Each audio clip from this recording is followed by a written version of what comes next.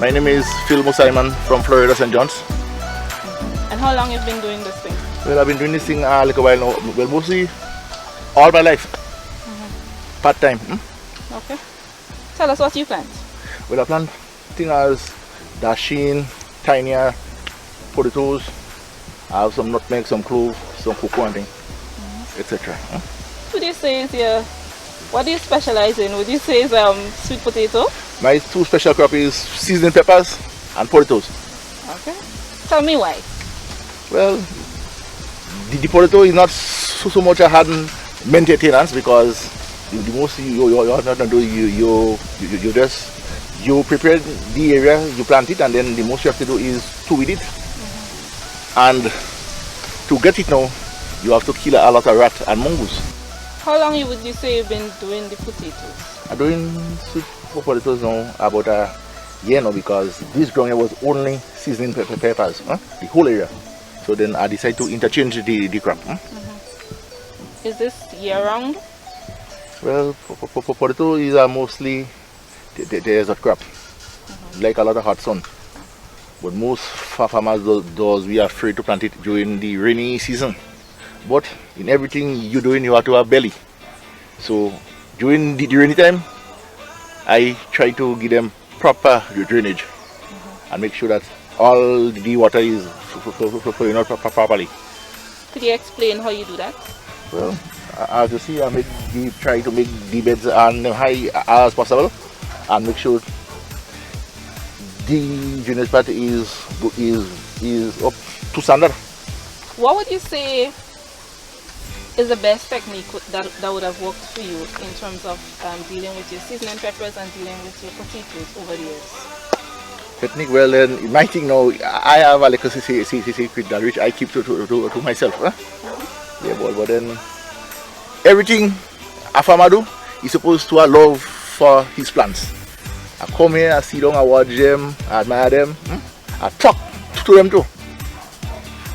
And the most of all, whatever I do, whenever I'm ready to plant, I sit down and then I say, well, thank God for the hands that planted. And that's it. And everything works out nice and smooth. What would you say is the largest harvest you would have gotten from this week? The largest harvest I get from this 50 village right now is over 10,000 pounds, and then I haven't finished yet.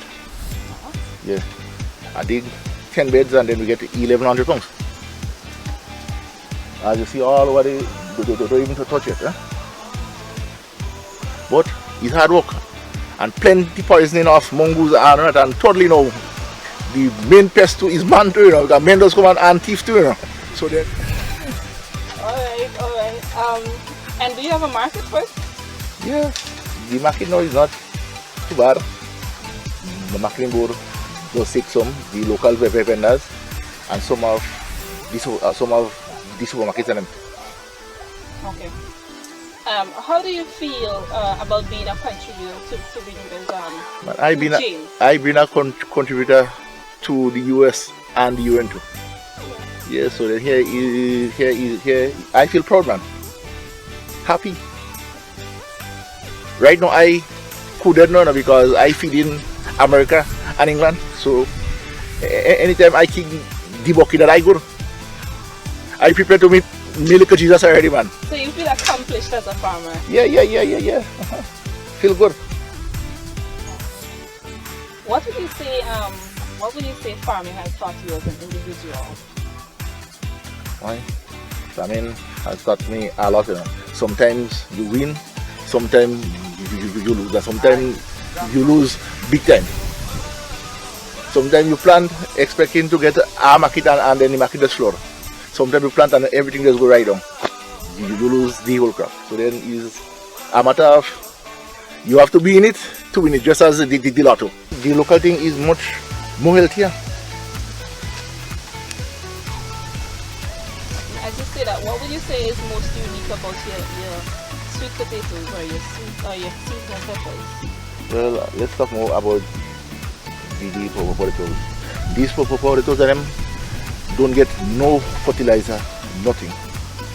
Because as I told you, this area was was completely with seasoning pepper, so then all the fertilizer was already in the soil, so then I just plant it, and then everything was fine because all the nutrients is still into the ground, soil. How many acres of land are we talking about here? Here is about an acre and a half. Okay. Tell me about the other crops that you plant. Well, I do a lot of callaloo. Mostly, MNIB does buy it to export. Then there were other two guys who does take to send to America. So I'm not doing so bad at it too. And recently I just put on about 5,000 at a Tannia tree too.